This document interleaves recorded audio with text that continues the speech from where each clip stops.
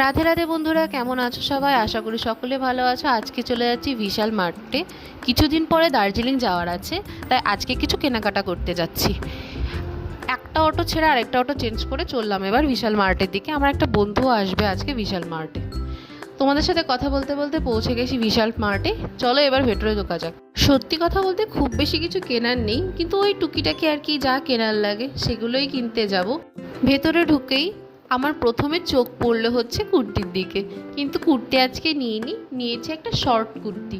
এই যে দেখো, এটাই নিয়েছি।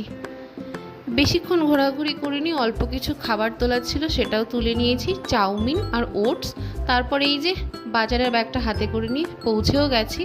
আর সাথে আছে দুপুরের লাঞ্চ, বিরিয়ানি আর কোক। তাহলে আর কি, আমি খেতে থাকি বিরিয়ানি আর কোক, আর তোমরা আমার সঙ্গে থেকো। দেখা হবে পরের একটা শর্ট ব্লগে। সেই পর্যন্ত সবাই ভালো থেকো। বাই।